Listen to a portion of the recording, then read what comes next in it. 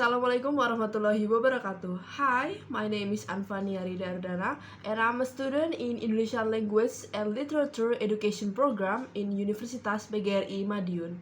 This video was created to fulfill my final assignment in English subject. And alright, we all know Indonesia endured 3.5 centuries of Dutch colonization. But did you know that period wasn't just about slavery and divided emperor?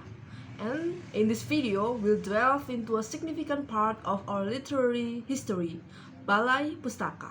My presentation will provide a brief overview of Balai Pustaka histories and its profound impact to our beloved country. Alright, let's dive in! Balai Pustaka. What is Balai Pustaka? Balai Pustaka, initially established in 1908 as the Commissie for de Volkslectuur (Commission for Popular Literature), was created by the Dutch colonial government to combat the spread of wild or obscene literature. However, its true purpose was to control the flow of information and to prevent the emergence of radical or nationalist ideas that could ignite the spirit of independence among the Indonesians. The Dutch recognized literacy potential as a tool for resistance, thus striving to dominate it. What is Balai Pustaka? Balai Pustaka, initially established in 1908 as the Commissie for de Volkslectuur (Commission for Popular Literature), was created by the Dutch colonial government to combat the spread of wild or obscene literature. However, its true purpose was to control the flow of information and to prevent the emergence of radical or nationalist ideas that could ignite the spirit of independence among the Indonesians. The Dutch recognized literacy potential as a tool for resistance, thus striving to dominate it. What is Balai Pustaka? Balai Pustaka, initially established in 1908 as the Commissie for de Volkslectuur (Commission for Popular Literature), was created by the Dutch colonial government to combat the spread of wild or obscene literature. However, its true purpose was to control the flow of information and to prevent the emergence of radical or nationalist ideas that could ignite the spirit of independence among the Indonesians. The Dutch recognized literacy potential as a tool for resistance, thus striving to dominate it. What is Balai Pustaka?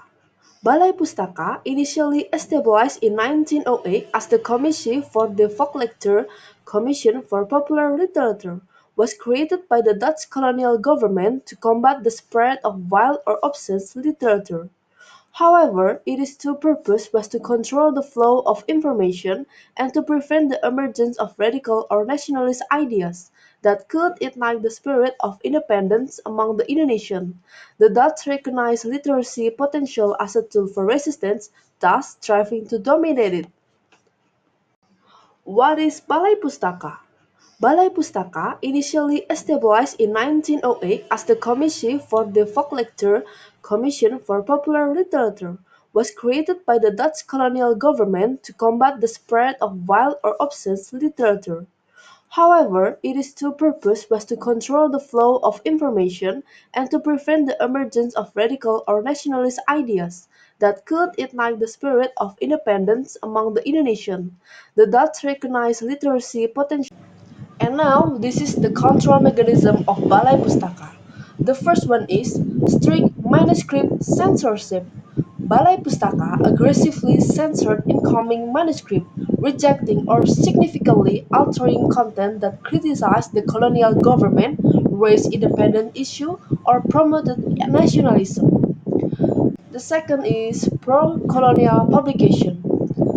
They actively publish work aligned with Dutch interests such as traditionalist safe stories, positive narrative about colonial rule, or neutral Western literacy translation. The third one is subtle indoctrination.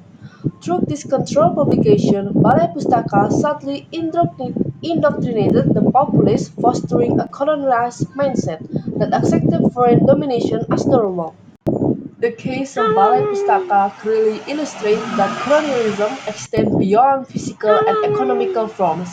penetrating the intellectual and psychological realms. By controlling literature, entertainment, and information, the Dutch sought to manipulate public narrative and shape the mindset of the populace, stifling any desire for independence. Their aim was to create a passive society that accepted colonial domination as a destiny and lacked awareness of its own sovereign rights. This subtle yet destructive form of subjugation directly attacked a nation's identity and will. And now I'll show you evidence of Balai Pustaka control and repression. Pro-colonial literature. Balai Pustaka published textbooks, folktales, and adapted translations of Western literature that often contain values of obedience and order. Indonesian authors such as Nur Sultan Iskandar wrote Hulu Balang Raja, a book about custom and social life without leading to resistance against a colonial rule. Anti-colonial literature. Key figures of anti-colonial such as Tan Malaka, Ward Madilok would never have been accepted or published by Balai Pustaka. Many authors with potential to write on resistance were forced to self-censor, even allowed get jailed and punished. This represents the total repression to the independence movement. Alright, the conclusion of my presentation is Balai Pustaka history highlights the critical importance of free expression and a free press. It revealed that colonialism extends beyond physical control, encompassing the systematic repression of literature and the thought of extinguish the spirit of independence. Thus, we must continue to protect freedom of thought and expression to ensure colonization through literature and information control never recurs, fostering a future of perpetual intellectual and creative liberty. Well, that brings us to the end of my presentation of Balai Pustaka. I truly hope you gain a new valuable information and also a positive discussion. Thank you for all of your attention and I sincerely apologize for any mistakes. Wassalamualaikum warahmatullahi wabarakatuh.